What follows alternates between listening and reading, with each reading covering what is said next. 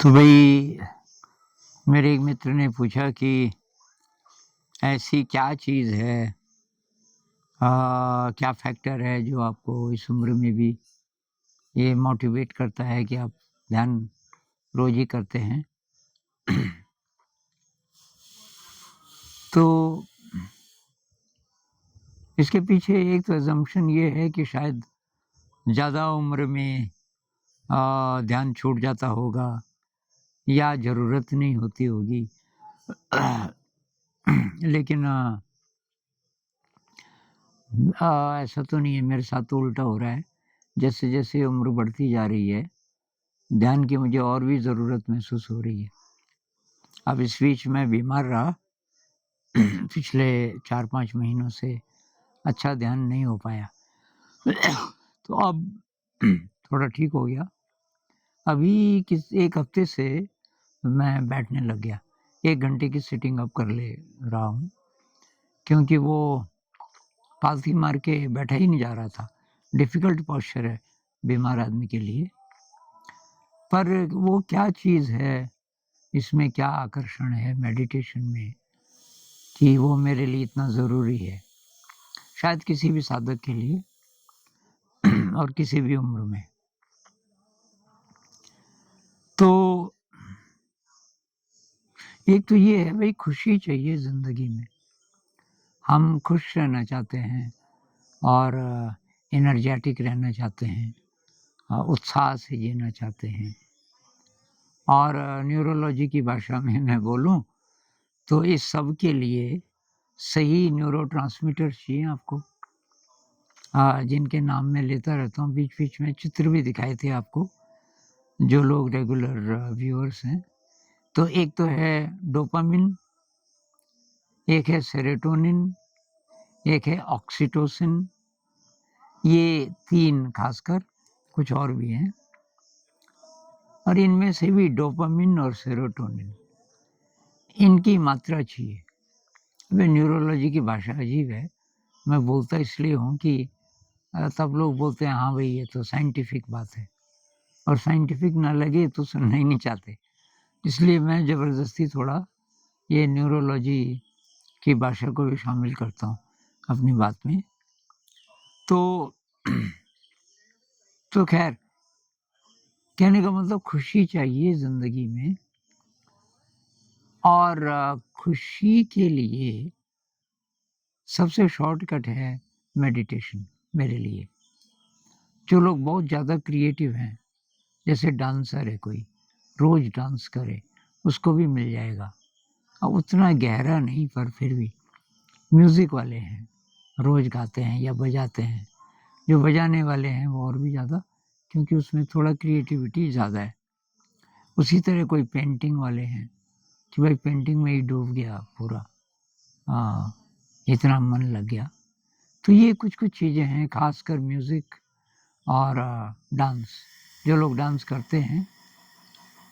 लेकिन मेरे लिए अ, ये मेडिटेशन है, क्योंकि कुछ भी आप करो, एक उम्र के बाद नहीं कर पाओगे। डांस जब तक आपका शरीर ठीक है तभी तक कर पाओगे। म्यूज़िक अगर आप गाते हो तो हमेशा नहीं गा पाओगे, एक उम्र के बाद आवाज़ ख़राब हो जाती है और ना इंस्ट्रूमेंट बजा पाओगे। अब रविशंकर जी आखिर-आखिर में बहुत बूढ़े हो गए, तो तब ये जो मांसपेशियाँ हैं ना, वो ठीक से काम नहीं करती। तो फिर वो वैसा नहीं बजा पाते थे। उनकी परफ़ॉर्मेंस देखना, जब वो डेथ से कुछ ही महीने पहले की, तो बहुत सिंपल बजाते थे। और बाकी साथियों को रखते थे, अपनी बेटी को या कोई और। लेकिन मेडिटेशन में जब तक आप ज़िंदा हो, जब तक आपका शरीर है, आप ध्यान कर सकते हो। बल्कि अ, जितना ज़्यादा प्रैक्टिस आपने की होगी पहले से, तो उतना ज़्यादा आप ध्यान कर सकते हो, किसी भी उम्र के बाद।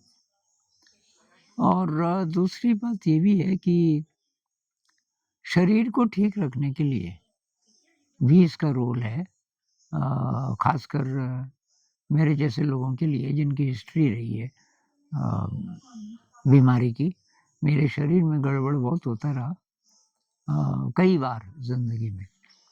तो शरीर को ठीक रखना, जैसे कि मैं तो खाना खाने के बाद भी थोड़ा बहुत घूमता हूँ और कोशिश करता हूँ माइंडफुली घूमूँ और थोड़ा फिर सिटिंग करता हूँ और सिटिंग करने से फिर थोड़ा उमड़-घुमड़ होती है शरीर में और ख़ासकर पेट में और फिर वो ठीक हो जाता है। वो जो फीलिंग है खाना खाने से हैवीनेस की फीलिंग वो ख़त्म हो जाती है।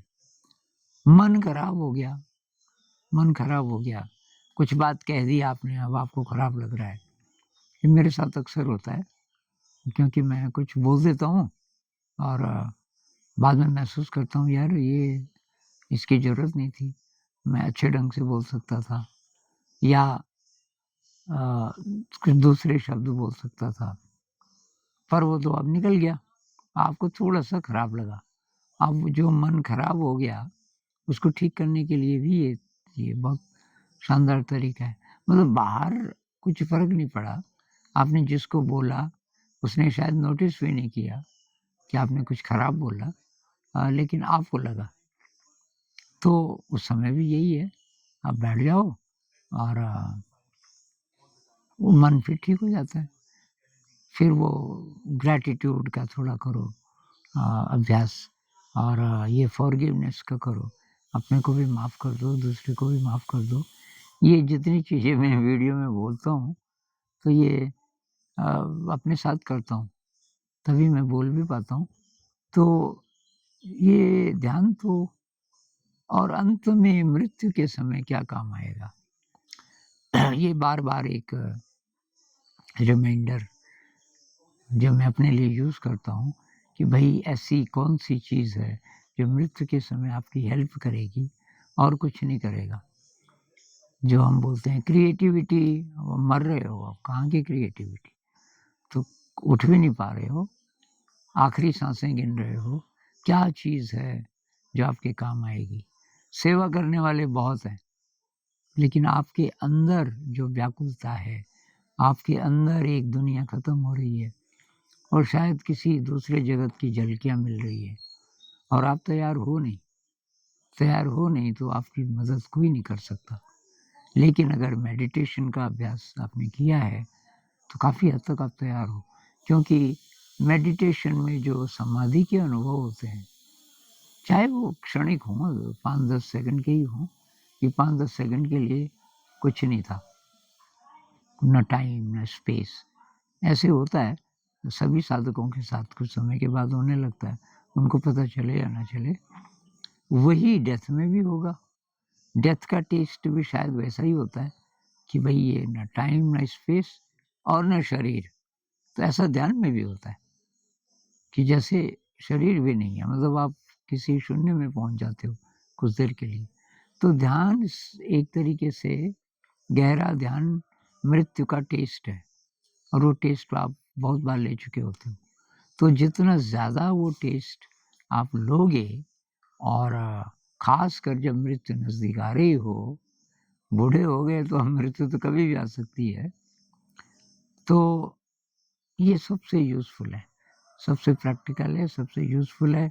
वो बोलते हैं ना हींग लगे न फटकड़ी रंग चोखा, किसी चीज़ की ज़रूरत नहीं उसके लिए। सिर्फ़ आप ज़िंदा हैं तो आपका शरीर है, शरीर जिए बस और शरीर है तो मन भी है और इसके साथ करना क्या है, कैसे करना है, ये ज़िंदगी भर का अभ्यास है। तो मेरे ख़्याल से इसमें ये जवाब आ गया होगा कि इस उम्र में भी मैं क्यों ध्यान को इतना महत्व देता हूँ बल्कि बोलना चाहिए कि और भी ज़्यादा महत्व क्यों देता हूँ। इस पे और बात करेंगे। नमस्कार।